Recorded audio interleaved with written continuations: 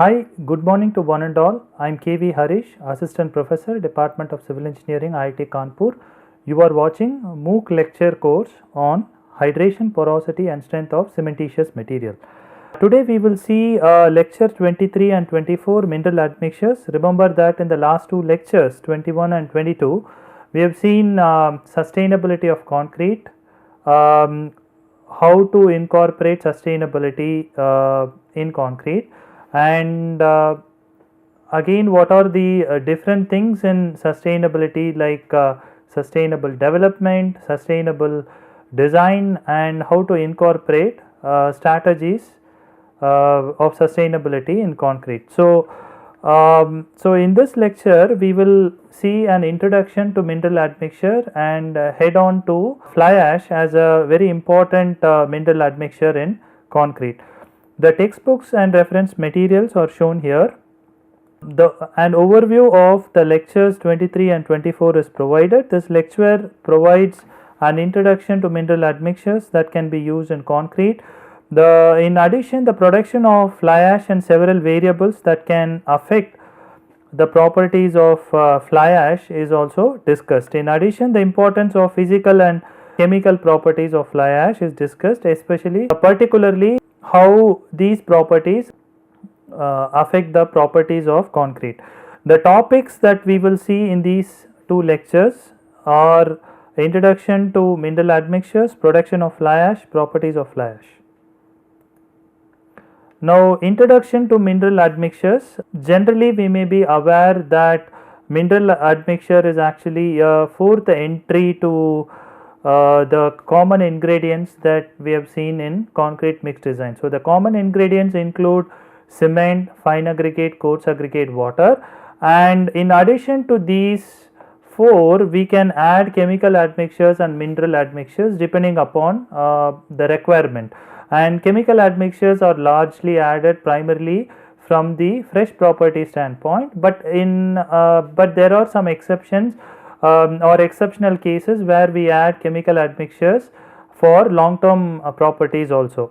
In the case of mineral admixtures, largely it should be seen from the angle of sustainability. So, mineral admixtures are usually added from the standpoint of long term. So, to achieve long term properties and durability, mineral admixtures are generally added. Now, mineral admixtures many times are called in different names. For example, one of the commonly used name is supplementary cementing material or supplementary cementitious material, and sometimes mineral admixtures are also called in the name of pozzolans. Okay, there is some slight difference between the terminologies used. Supplementary cementing material is primarily used to indicate that that particular admixture is hydraulic in nature. That means it can sit under water. Examples of supplementary cementing material is primarily fly ash and slag. But if you take the definition of a pozzolan, it's usually non-hydraulic in nature, that is, it doesn't sit and react with water directly. But many times in many textbooks, the supplementary cementing material and pozzolans are not substantially differentiated, but there is a slight change in the meaning. For example, supplementary cementing material is hydraulic many times, and likewise pozzolans are non-hydraulic.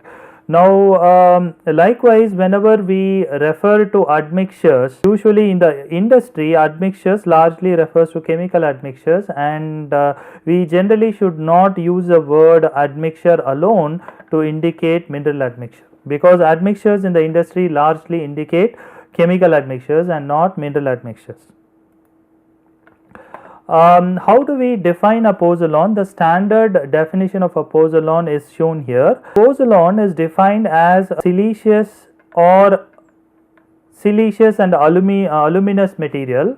Remember, the pozzolan is largely by definition should contain either a siliceous compound or aluminosiliceous material or a combination of these two, and which in itself possesses little or no cementing property. That's very important. A pozzolan is basically defined as a material that has no cementing property directly when it is added to water, but it will react in a it should react in a finely divided form, and in the presence of water or moisture. It should chemically react with the calcium hydroxide. Remember that calcium hydroxide is a important compound in the hydration of cement, in addition to calcium silicate hydrate gel. So calcium silicate hydrate gel is the most important compound which provides the binding nature to the binder, and calcium hydroxide is also formed in addition to calcium silicate hydrate gel. So the calcium hydroxide is usually not a strength giving phase. So by definition of a pozzolan, even though it does not have any cementing property, it should have the capacity to react with calcium hydroxide in the presence of moisture, and remember this is at ordinary temperatures, to form compounds possessing cementitious property. Largely what we will see in the later subsequent slides is that basically siliceous or aluminosiliceous material react with the calcium hydroxide in the presence of moisture to form calcium silicate hydrate gel. So basically the calcium hydroxide, which is not a strength giving phase, is converted to a calcium silicate hydrate gel, which is a strength giving phase, because of the use of a pozzolan. So that provides concrete or Portland cement based systems totally different property, and of course it is a improved properties. So we'll see all those things in the at a later stage. So I'm just again going through this definition because of the importance of it. A pozzolan is defined as a siliceous or aluminosiliceous material or siliceous and aluminous material which in itself possesses little or no cementing property, but will in a finely divided form and in the presence of moisture chemically react with calcium hydroxide at ordinary temperatures to form compounds possessing cementitious properties. Now, how do we use pozzolans or supplementary cementing materials or mineral admixtures in Portland cement based paste systems? Basically, two approaches are followed. One is that the pozzolans can be used as a partial replacement or a partial substitute for cement. So if you get back to the volume proportion, we typically have 10 to 12, 15% of cement that is being used by volume in Portland cement based paste systems, and of that volume a portion of it will be pozzolans. So when it is used as a partial replacement, it is evaluated on the basis of replacement by weight, which means a portion of cement, it could be 5%, 10%, 15%, it could go up to 40 or 45% depending upon the performance of the pozzolan and depending upon the performance of pozzolan in the Portland cement based paste system. So of course the optimum amount of each of the pozzolan is extremely important, but the point here is that a portion of it is getting replaced by this pozzolan, while the remaining portion will be typical Portland cement.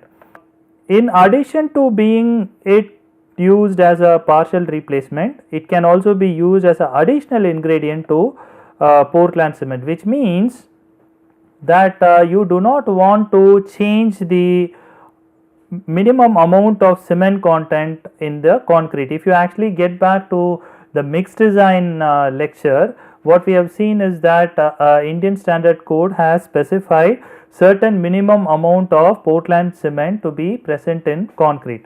So considering those tables, and if we want to use pozzolans for improved properties, durability properties at a later stage, considering sustainability and long term, pozzolans can be used in two ways, either as a partial replacement. So when you use as a partial replacement, what happens is many times the amount of cement gets reduced. So again, having the mixed design table in mind, where the minimum cement content is specified by Indian standard, we cannot go ahead sometimes with partial replacement. So in that case, we can fix the amount of Portland cement, that is minimum Portland cement that is specified by IS, and can still use pozzolan as a additional ingredient to the system. So there are two ways which are typically followed. The first way goes ahead if the cement content is substantially higher than the minimum cement content that is specified in IS. But if you want to stick on to the minimum cement content that is specified in IS, we can still use pozzolan as a additional ingredient. Now, what are the different types of pozzolans available, or many times also called as categories? Categories types basically are same terminologies, or the terminologies used for classification.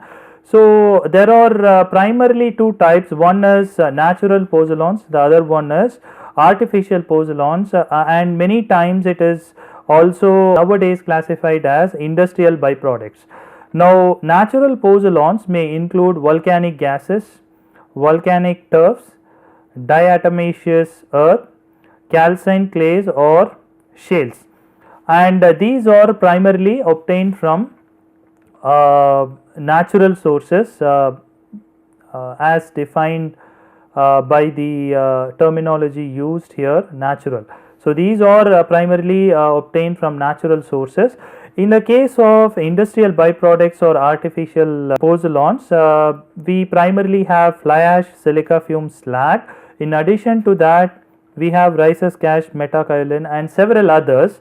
And primarily in our course, between say lectures 21 to 30 largely, we will be covering fly ash, silica fume and slag. So the natural pozzolans is generally not required for this course, but probably for a research oriented things, these things are important. So for this course we will not get into the natural pozzolans, but at least you should know from audience standpoint, you should know at least some types of natural pozzolans. Now in industrial byproducts we have this fly ash, silica fume and slag, and remember that fly ash is again a industrial byproduct waste from coal production. Likewise, silica fume is from production of silicon or ferrosilicon alloys, and slag is actually primarily from the production of steel or copper metal. So we will see all about these in the subsequent lectures, but in this lecture we will have some focus on fly ash. Now, when we move to the different pozzolans that are available, what is important is what is the reactive component or phases that is present in these pozzolans. Now, so in this table what is presented is you have the different pozzolans like fly ash, silica fume, rhesus cash and calcine clays or metakaolin, and in the other column you have what is the active component or reactive phases. So in the case of fly ash, the active or reactive component is primarily aluminosilicate or calcium aluminosilicate glass. Okay, so this is very important because this is what is the component that actually reacts when we actually get back to the definition of a pozzolan. So this is what actually reacts with the calcium hydroxide to form compounds which have cementitious property. So here what is listed is for the different pozzolans what are the reactive components or active components. In the case of fly ash you have aluminosilicate or calcium aluminosilicate glass. In the case of silica fume you have mere amorphous silica. In the case of rhesus cash you may have amorphous or crystalline silica depending upon the temperature and incineration condition during the production of rhesus cash. Likewise, for calcine clay or metakaolin you have amorphous aluminosilicate. So from a quiz standpoint or from a examination or assignment standpoint, it is important to know each of the reactive components present in different pozzolans. Remember that we are covering only the industrial byproducts or the artificial pozzolans, and primarily we will see only fly ash, silica fume and slag, but some information about rhesus ash and metakaolin may also be of significance. So, in this case rhesus ash, some components of rhesus ash and metakaolin are shown, primarily the reactive components. And the viewers should also have one more thing in mind, which is given as a note here.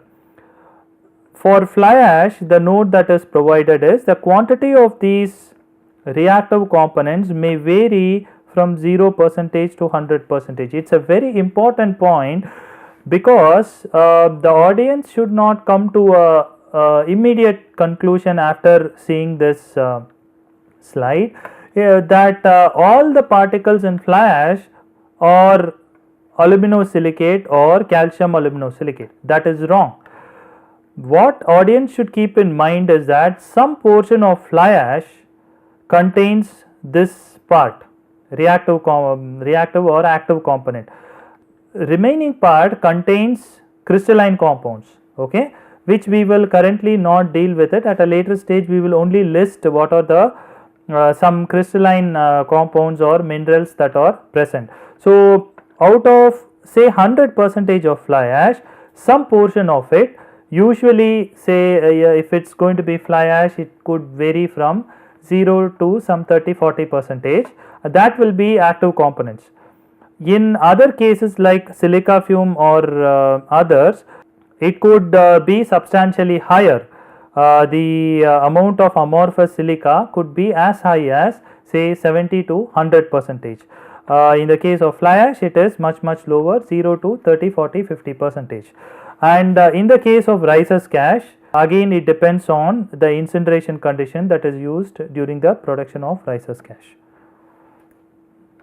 Now, what are the Indian standard codes available for pozzolans? We have several standards available. So, let us get into brief information about what are the codes and what it basically provides. In the case of fly ash, we have IS 3812 part 1, IS 3812 part 2, and part 1 deals with, part 1 and 2 basically deals with pulverized fuel ash, and here what it covers is how to use pulverized fly ash as a pozzolan in cement, mortar and concrete. So, that is covered in part 1.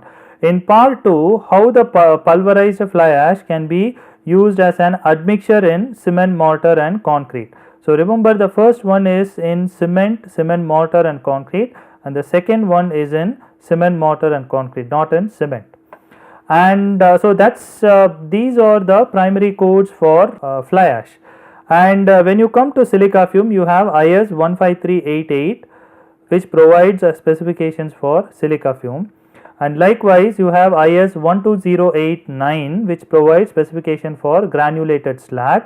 And generally, the testing information of pulverized fly ash, silica fume and granulated slag are all present in IS 1727. Okay, so it basically covers the method of testing for pozzolanic materials. Now, in addition to these standards, we also have standards for blended cement. The terminology blended cement is used under the heading mineral admixtures primarily to indicate that these pozzolans are already blended to cement at the plant level itself. I mean, Indian standards for blended cement here primarily indicates that there are some standards that have to be maintained whenever these materials are used in cement as a replacement material at the plant level. So, the codes available here are IS 12089 part 1, IS 12089 part 2. Remember, part 1 covers fly ash based Portland pozzolana cement and provides specification for that, and part 2 covers calcine clay based Portland pozzolana cement, and again it provides specification for that. So, the difference primarily between this and this is that in this case you will have Portland cement and fly ash, as the additional component, and in this case you will have Portland cement with calcined clay as a additional component.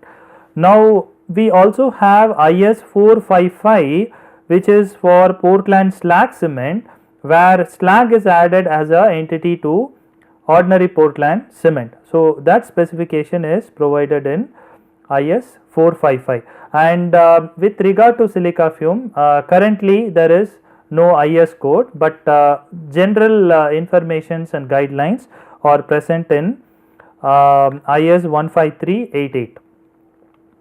And at the plant level, silica fume is not usually blended with normal cements, whereas in the case of fly ash, calcined clay and slag, they are blended at the plant level. Now coming on to pozzolanic reaction, we have already seen what is a pozzolan by definition. So let us see little more accurately what is meant by pozzolanic reaction. This is also a typical definition and a very important definition, both from the understanding as well as examination standpoints. Now pozzolanic reaction is defined as the reaction between the amorphous or glassy silica present in the pozzolan. Remember, by definition, pozzolan usually contains silica or aluminosiliceous material. So it is a reaction between the amorphous or glassy silica present in the pozzolan with calcium hydroxide formed from the hydration of calcium silicate. So largely if you see the hydration of calcium silicates, we have seen that tricalcium silicate and dicalcium silicate react with water to form calcium silicate hydrate gel and calcium hydroxide. So in pozzolanic reaction, the amorphous silica or glassy silica reacts with calcium hydroxide to form calcium silicate hydrate gel or tobermorite gel. And remember, this is an important word, once again. So in order to differentiate this calcium silicate hydrate gel from the calcium silicate hydrate gel that is produced from the hydration of calcium silicates, usually this calcium silicate hydrate gel is referred as secondary calcium silicate hydrate gel, while the primary one is the hydration of calcium silicates.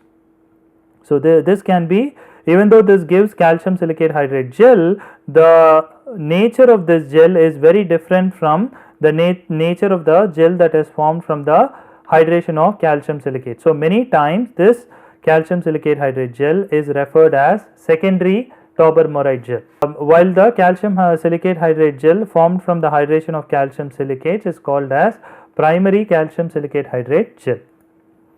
Now just revisiting the reactions of tricalcium silicate and dicalcium silicate. So we have already seen that C3S plus water gives calcium silicate hydrate gel plus calcium hydroxide, and likewise C2S plus water gives calcium silicate hydrate gel plus calcium hydroxide. And remember that the difference between these two equations is largely in the amounts of calcium silicate hydrate gel and in the amounts of calcium hydroxide produced. For C3S, the calcium silicate hydrate gel produced is less compared to the CSH gel produced from dicalcium silicate. Likewise, the calcium hydroxide produced by C3S is much higher compared to that of C2S. Okay, so this calcium hydroxide quantity is much more compared to this.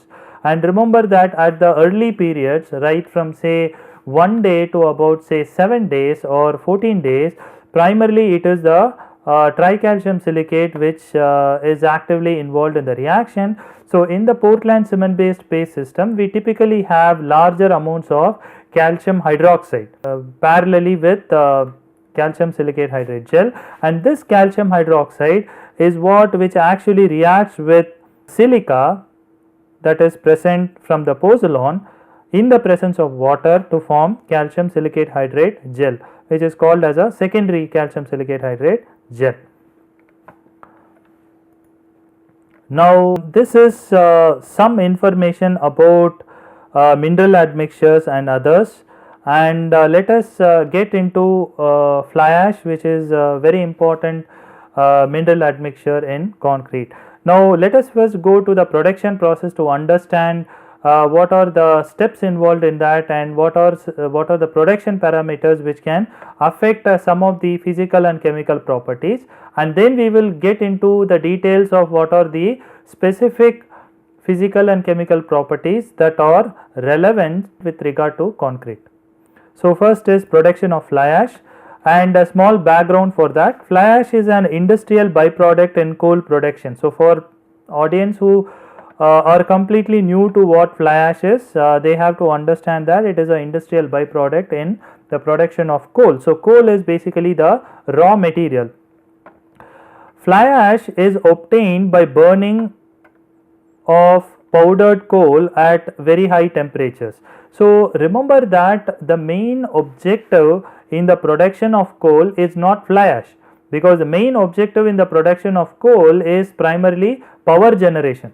Okay. So, fly ash is only a byproduct or a product that is formed because of the heating of coal to get energy out of it.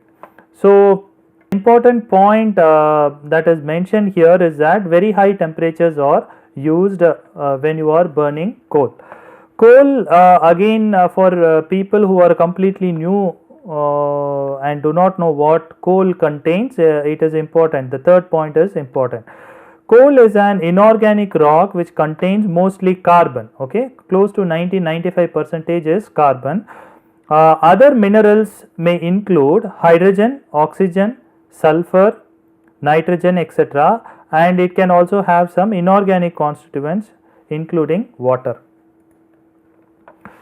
The most common source of fly ash is electric power generation, primarily because power generation requires a huge amount of energy, and primarily coal has a very high calorific value, and hence coal is used primarily in the power plants for energy generation. So, since fly ash is a byproduct, primarily you see that substantial amount of fly ash is available in power generation stations. The quality and color of fly ash, remember, color is a physical property, quality is a relatively a chemical property, but also some change in physical properties can improve the quality of fly ash. The quality and color of fly ash depends upon the variety of coal burnt. So, basically coal is available in two different forms depending upon the source. One is bituminous coal, the other one is anthracitic coal. So, depending upon the variety of coal, the constituents of coal also changes. So, because of that, the quality and color of fly ash will also change. Once we go to some of the physical and chemical properties, we will discuss about how fly ash from bituminous and anthracitic coals are different. Now, what happens in the production of fly ash? Now, you have coal as the main raw material that is basically used for energy production, and remember that it contains carbon along with minor impurities such as quartz, clays, feldspar, etc. So, this material is basically burnt, and the calorific value or the burning part of it is used in the power generation, and while doing this, what happens is the carbon is burnt off and impurities basically melt since very high temperatures are used, and you get some form of ash, and basically there are two categories. One is fused matter which is transported and cooled by flue gases to electrostatic precipitators. The other category of ash is they are heavier fractions and they settle at the bottom of the boiler. These are generally referred as bottom ash, while the one that is fused and is transported through electrostatic precipitators, they are largely called as fly ash, and that is what is primarily the main topic of this lecture. So, they basically melt and solidifies as glassy particles of small spheres. So, what is important from this slide is that in the production process, basically you get two types of ash. Even though both are called as ash, you have to remember that the properties of fly ash is very much different from the properties of bottom ash. So, you basically get two varieties of ash. One is fly ash, the other one is called as bottom ash. Now an approximate production process schematic sketch is provided for the audience to get some idea about what are the different stages in the production of fly ash. So basically gases flow because of the heating of raw coal, and when the gases flow, the energy obtained from the calorific value of coal is taken for power generation, and the heavier particles in the flow basically comes down, which we have previously seen here as bottom ash. So basically they get collected because they cannot basically fly. So it basically gets collected at the bottom, and they cannot fly primarily because they contain heavier materials, so they have to settle at the bottom. The one that can actually fly along with the gas flow, they basically are taken to the boilers. And remember that here also there may be some particles which are heavier, and they are again basically collected. Okay, that also constitutes bottom ash. And the one that can fly along with the gases, they go to the next stage where economizers are used, and then it has a hopper at the bottom. So again, if there are any heavier materials, they are also collected. So that is referred here as economizer ash, and then it goes to a preheater. So that is heated for some time, and then it goes to a electrostatic precipitator, and then it goes to chimney. And what is a boiler, what is a economizer, what is a electrostatic precipitator, what is a preheater, what is a chimney, all these are basic informations that you should know. These informations are extensively available in the website, and you can go through each one of them in larger details. So I am not discussing about all these things in this presentation. So what but what you may have to know is that the gas flow at this stage, the temperature is very high. So the boiler, economizer, electrostatic precipitator, preheater, and all these components, what they basically do is they reduce the heat of the gases, and before it gets out of the chimney, they will make sure that the temperature is somewhere between 40 to 80, 90 degrees Celsius, and then it gets out of the chimney. And this can in the chimney, again this hot gas can be used for several other purpose. Likewise, even in boilers and preheaters, there may be some attached unit, and these heating elements can be used for some other minor applications. So in this production of fly ash, what is important is that you get bottom ash at about say 10 to 15%. You may also get some more ash like economizers 5% to 10%. Both together are called as bottom ash. Okay, even though there is minor change in the definitions that is mentioned here, it is called as bottom ash, the other one is called as economizer ash. Finally what you get is actually bottom ash, and this typically varies from say 5% to about 25%. So here what is given is 10% to 15%. Economizer ash is 5% to 10%. So if you see the broad range, it is between 5% to 25. If you add 15% and 20%. So typically you have approximately 25% of the total ash that is collected as bottom ash. Now once you go at a later stage, you have preheater ash and electrostatic precipitator ash, which is largely called as fly ash. So these two together are called as fly ash, and remember that the preheater ash is primarily very less because there are less heavier particles. The heavier particles are basically captured at this level itself. So primarily what you have here is the about 75 to 85% of the fly ash of the total ash content that you get from the production of fly ash. Now some of the things that I have explained in this figure have been summarized. So I am just reading it so that the audience can directly understand what I have said in a nutshell. While carbon burns in oxidizing surroundings, the inorganic mineral matter gets sintered and liquefied at higher temperature. The melt flows down the walls of the furnace and approximately 25% gets collected as bottom ash. It is crushed before disposal, and the rest of the fly ash gets entrained in the upflowing hot gases in the form of fine particles, which get trapped in the economizer, air preheater, mechanical separator and electrostatic precipitator. So all this ash is together called as fly ash. Remember that the bottom ash and fly ash differs in particle size, shape and mineralogy, and fly ash many times is referred to as pulverized fly ash for the simple reason that it is fine and ground form and powdered form. Now, what are the problems associated with the production of fly ash?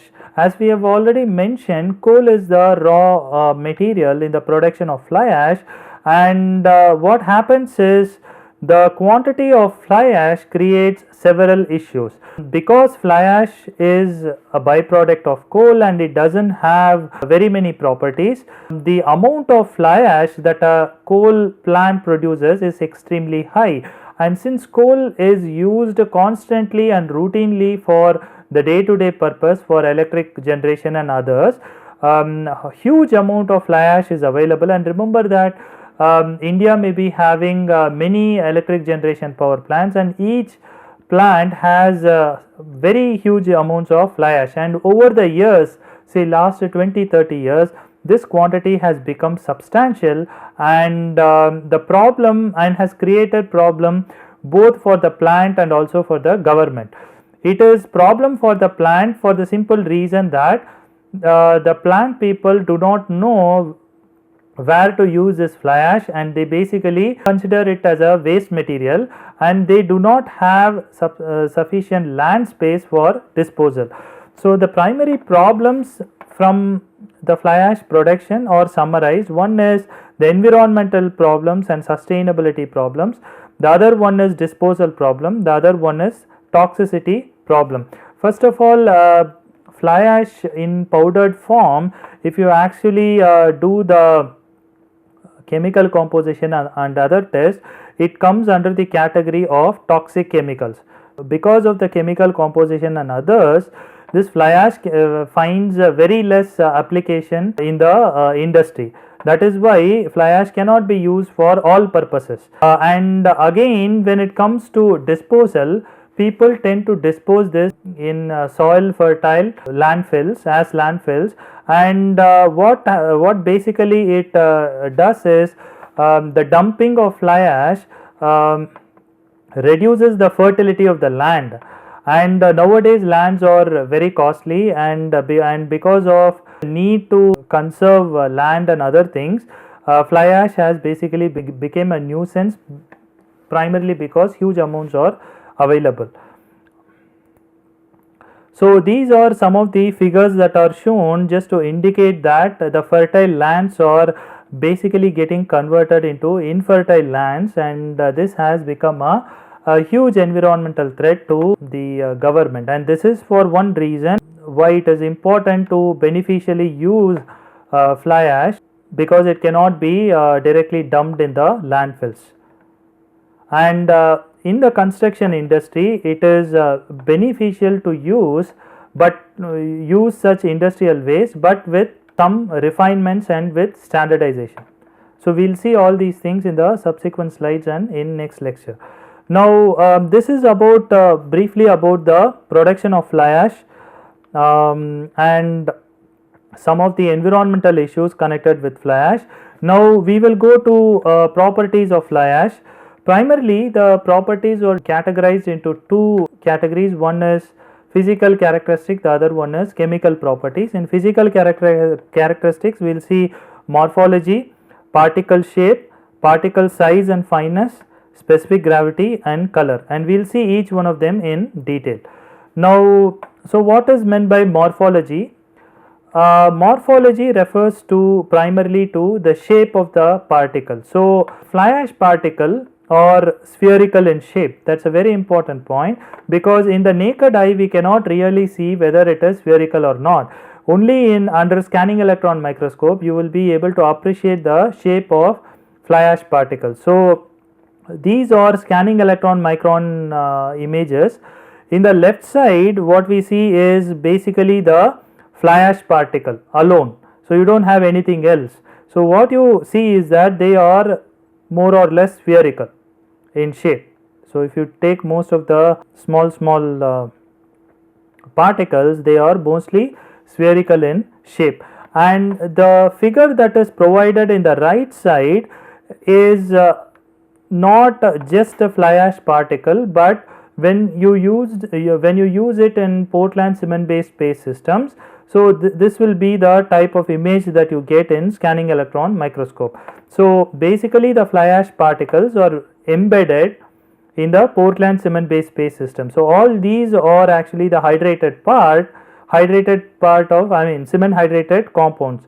So if you actually closely look into the figure here, you can see that there is some sort of roselets which refers to monosulfo-aluminates. If you get back to the scanning electron microscope images that we have seen in Portland cement based space system. So what you find around this fly ash particle is actually some of the hydrated compounds of Portland cement based systems, and basically the fly ash particle is embedded in the Portland cement based space system. So two different figures are shown just for understanding.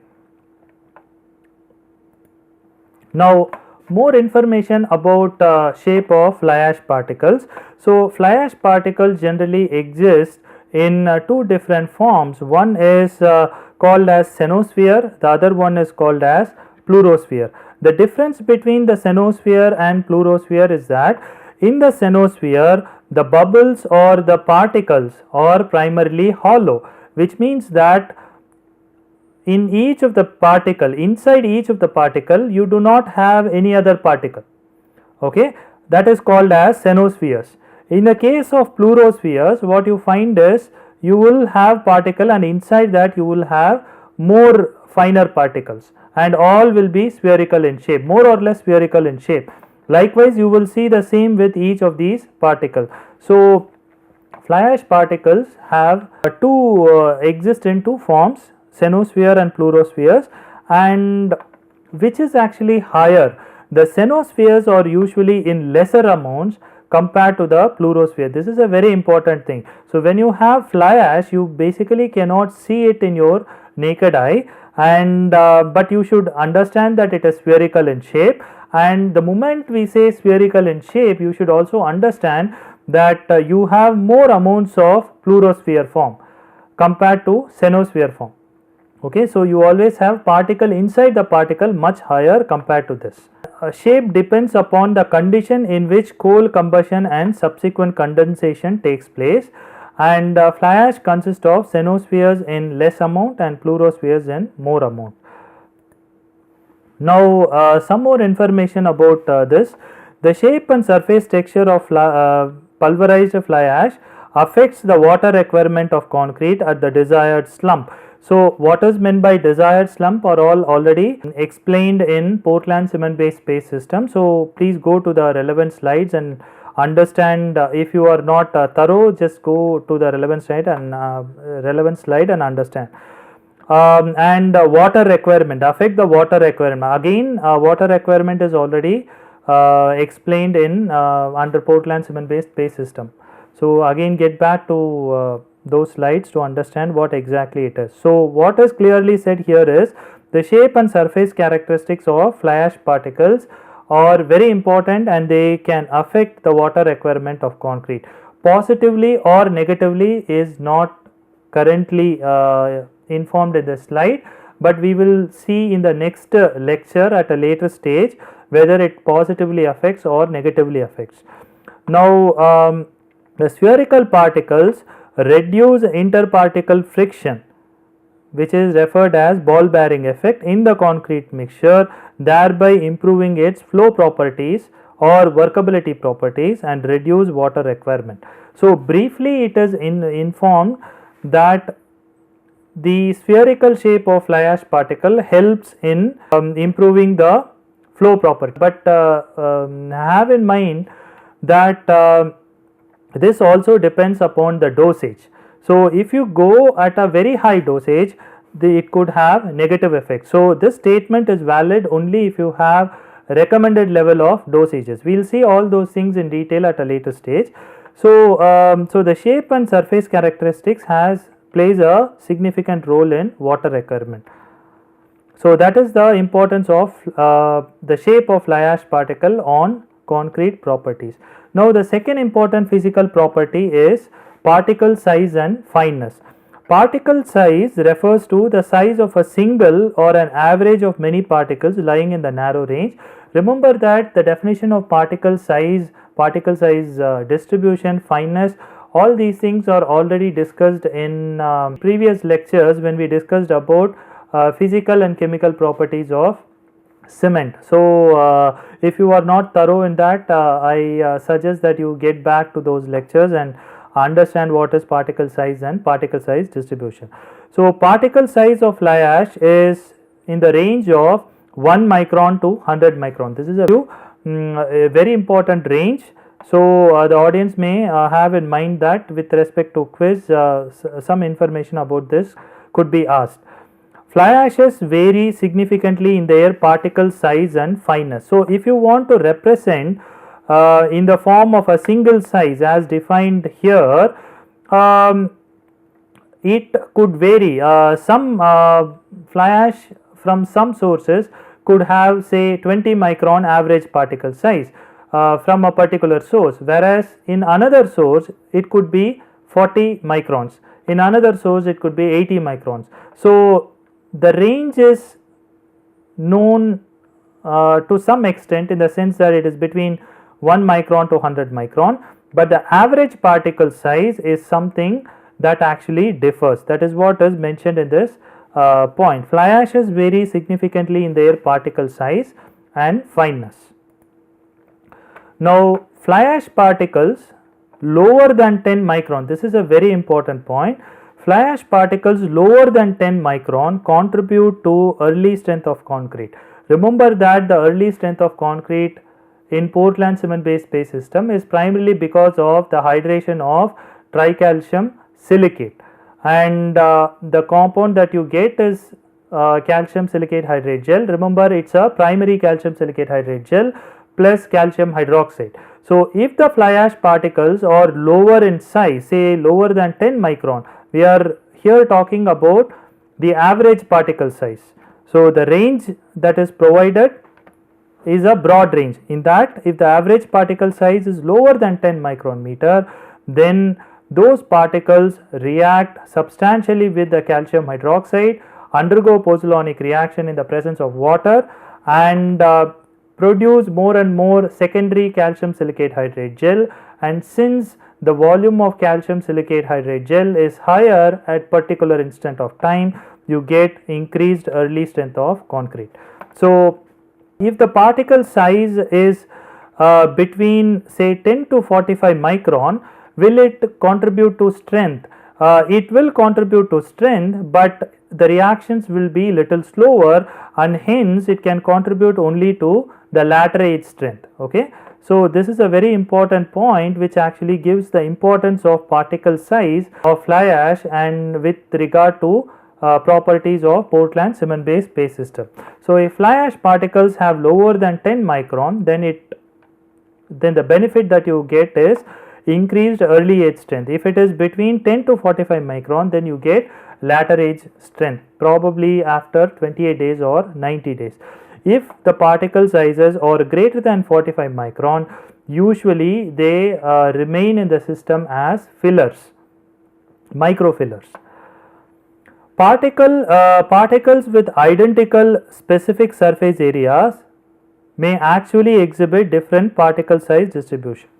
So that is one line which actually distinguishes the particle size from fineness. Particles with identical specific surface area may actually exhibit different particle size. That means if you have two particles, if you have two samples in which fineness or the specific surface areas are same, that does not necessarily mean that the particle sizes are same.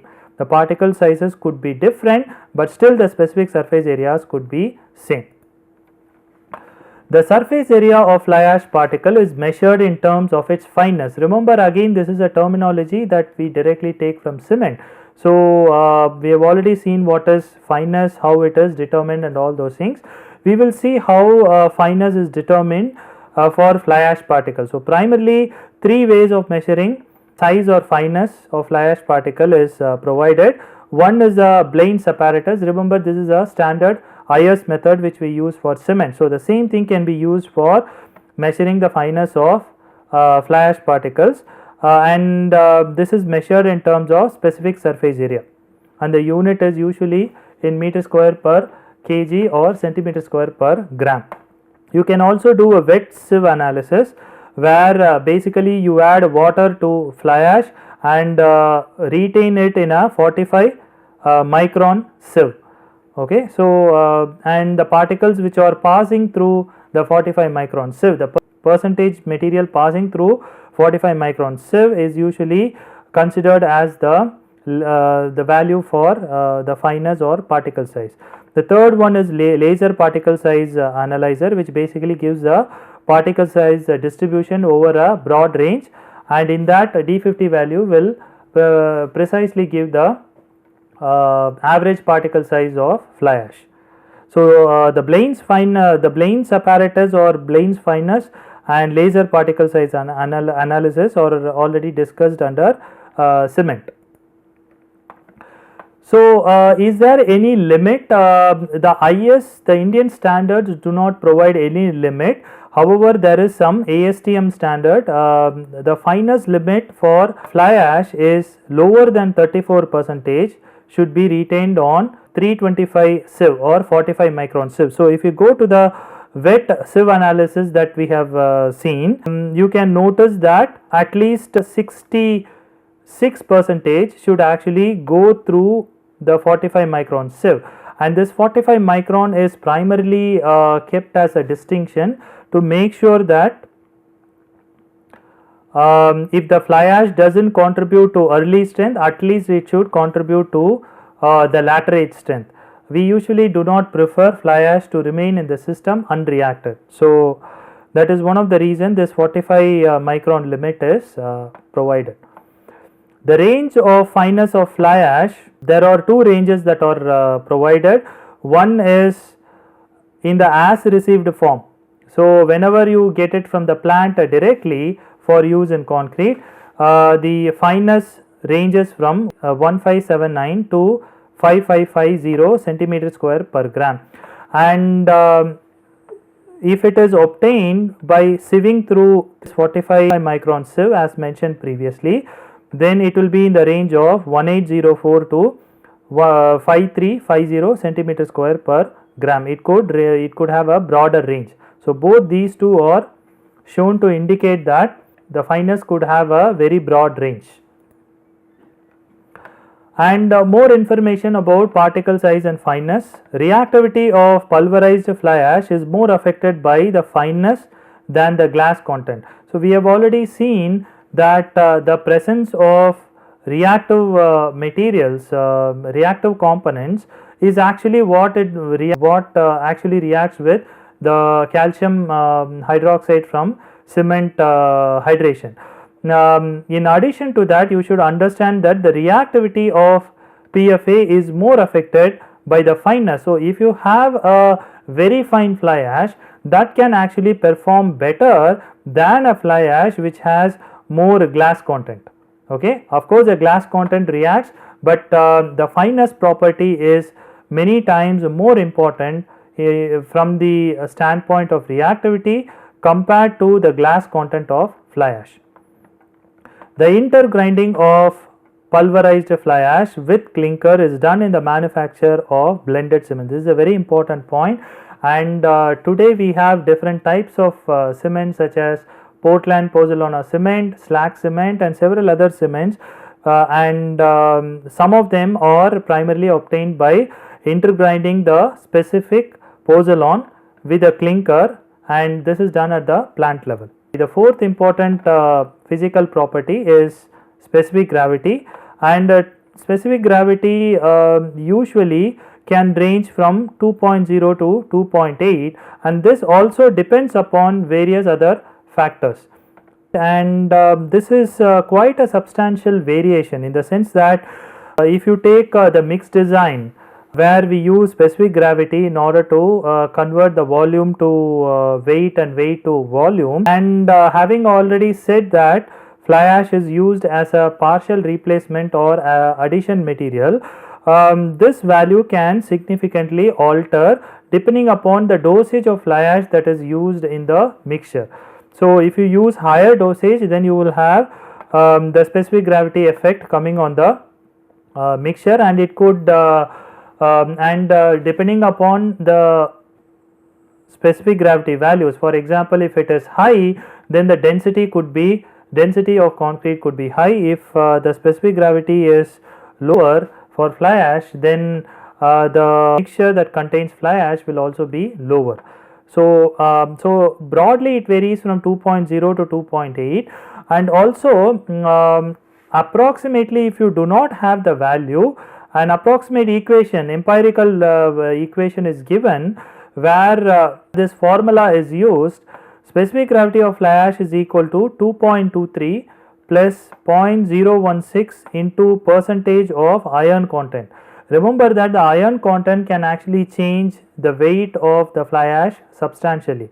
So, so this value into percentage of iron content, that is the oxide, iron in the form of oxides, minus 0.006 into residue on 45 micron sieve. So seen that previously here that the 45 micron sieve is used. So the percentage passing through it can actually, percentage passing, or in other words the retained residue on the percentage retained on 45 micron sieve can actually affect the specific gravity to some extent. So an approximate formula is given. So in case you do not have these values, then you can use this formula to find out.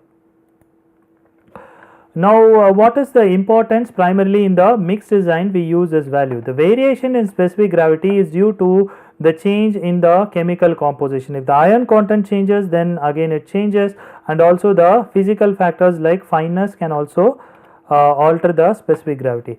Fly ashes rich in iron and calcium have higher density because of higher atomic mass. So this is very important. So in addition to iron, you may also have calcium. So at a later stage, in the next lecture, we will be seeing about classifications of fly ashes, where fly ashes are typically classified into low calcium, high calcium, intermediate calcium fly ash, or it may be classified in other forms. So in that you see that in certain type of fly ashes, say intermediate or high lime fly ash, the calcium content is higher. So if you basically compare their densities, it will be higher compared to the fly ashes which has lower calcium content. So and the specific gravity is important during concrete mixed design. Now we go to the fifth physical property, which is bulk density. Bulk density of fly ash, here it is indicated as BDF, in loose condition is approximately 1.12 to 1.49 gram per centimeter cube, or if you want to express in terms of kg per meter cube, 1120 to 1490. So this value is also important from a quiz standpoint. At least approximately you should know what is the range of bulk density values and specific gravity values. And what are the factors which actually affect the bulk density? The amounts of cenosphere and pleurospheres. Remember what is cenospheres? Cenospheres are just fly ash particles which do not have any material inside it. In the case of pleurospheres, they have more spherical particles inside. So if you have more amounts of pleurosphere, then the bulk density of fly ash will be higher. If you have lesser amounts of pleurosphere, then you will have the bulk density lower. The bulk density gains importance during packing, handling, transporting and storing in silos. Many times fly ash is used in the for packing, transporting and other purpose, and they are basically stored in silos like cement. So in such cases the bulk density values provided here gains importance. The next one is color. So what is the color of fly ash when we see it in naked eye? Color of fly ash depends upon the type of coal. Remember that in some of the slides we have seen previously, two types of coals are available. One is bituminous coal and the other one is subbituminous or anthracitic coal. So the color depends upon the nature of coal that is used in the production of fly ash. If it is bituminous coal, then they are usually grey in color or dark grey in color. In the case of lignite or subbituminous coal, they are generally lighter in color, and it could anywhere range from tannish yellow to brown. Brown is a very extreme color, but it will be largely tanning color to yellowish brown. So for the naked eye, what we generally see is that it will be in dark grey in color or grey in color or pale yellow, or in other words called as tan yellow brown color. Okay, so those are the three typical colors of fly ash. So here one figure is shown so that you can understand that there are different colors. So here a dark grey color is shown, here lighter grey color fly ash is shown, and here you have a little more yellowish type of fly ash. And remember that based on the color and based on the amount of calcium and silica present, fly ashes are classified as low lime, intermediate lime and high lime. We will see more about this classification at a later stage, but at this point what is important is only color. So all these particles are fly ash, but the difference is actually in the color as well as the amount of calcium oxide, silicon dioxide and others present in each of them. And what are the important parameters that constitute color? Carbon and iron content tend to impart grey color to fly ash. That's very important. So if you have more carbon content, and remember that carbon primarily comes from coal. Okay, because carbon is a main element in coal. So if some carbon content is carried forward along with the fly ash, then they will be seen as more grey in color. And likewise, if you have more iron contents, then you will also see that the fly ash is grey. Color of fly ash particles change to brown when the ash is heated in the presence of air. So this is just for information that the fly ash, the color doesn't remain, the color remains as it is if it is not heated, but if it is heated in the presence of air, then basically the color changes to brown. Now coming on to the next set of properties called as chemical properties, we have mineralogy or minerals that are present in fly ash, oxide composition present in fly ash, reactive phases or component present in fly ash. Now coming on to the minerals or mineralogy present in fly ash, typically these are the set of minerals. The first one you have quartz. This quartz is little bit different from the pure quartz that is talked in material science. So audience should have in mind. So this is a type of quartz similar to the quartz that we find in material science. When we read material science related topics, we find quartz there. So that is little different, but in terms of silicon dioxide, it is quartz is very rich in silicon dioxide. Now the second important component is mullite. Okay, the approximate formula is 3Al2O3.2SiO2. The formula is not very important for the simple reason that it is the mineralogy of fly ash is not fully investigated at the research level. All that you have to know is that you have aluminosiliceous material in the name of mullite that is present in fly ash. In addition to these main minerals, you may also have other minerals in substantial amounts.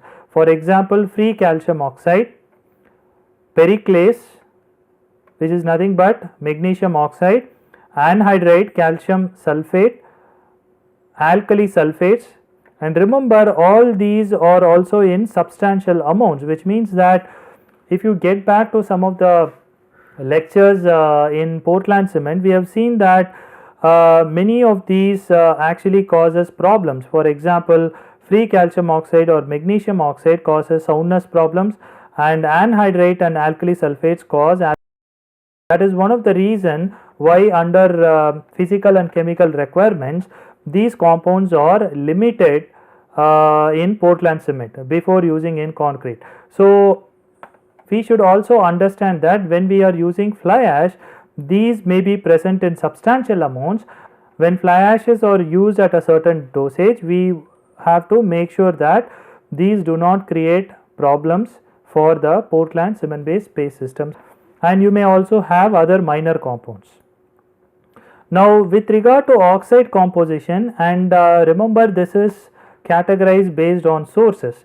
So if you take the source, you have one source as bituminous sources, the other one is subbituminous sources, and other one is lignitic sources, and what you find is that all these values are expressed in percentage by mass, and the component here is ranges from silicon dioxide until potassium or alkali oxides, and some value of loss on ignition is also provided for these. So if you generally see all the oxides, you can see that the bituminous, the fly ash obtained from bituminous source contains lower amount of silicon dioxide compared to subbituminous, okay, whereas the lignitic you cannot really say because the range is well within this range, in the sense that 15 to 45% is within 20 to 60%, but overall compared to bituminous, the subbituminous has a higher quantities of silicon dioxide. Likewise, you can compare all these things, but the most important oxides in fly ash is the silicon dioxide, aluminum oxide, iron oxide all clubbed together, and also calcium oxide, and all these other oxides, since they are usually present in lower amounts, right now it is not important for us to get into the details. So if you take the calcium oxide, you find that the bituminous variety has very low amounts of calcium oxide. In the case of subbituminous, it is much higher, and in the case of lignitic, it is much more higher, but some portion of it is also there in the subbituminous range. And likewise, you can also see the values for silicon dioxide, compare the values of silicon dioxide, aluminum oxide, and iron oxide. And reactive component, we have already seen that fly ash contains two main things as reactive components. Either it could have aluminosilicate or it could have calcium aluminosilicate, depending upon the amount of calcium that is present in the fly ash. And again, the amount of calcium is a function of the source of the coal from which fly ash is obtained. So for bituminous, subbituminous, and lignitite, the calcium content varies, and accordingly the reactive component also changes. So in summary, what we have seen in this lecture is that we have seen mineral admixtures, what are the different types of mineral admixtures, and seen a big introduction for that. We have also seen the different sources of fly ash and how fly ash is produced, and what are the factors in the production of fly ash which can affect the properties. We have also seen what are the physical characteristics of fly ash that can actually affect the properties when fly ash is used in concrete or Portland cement based systems, and also we have seen briefly the chemical properties of fly ash. With this these lectures are getting over. Thank you.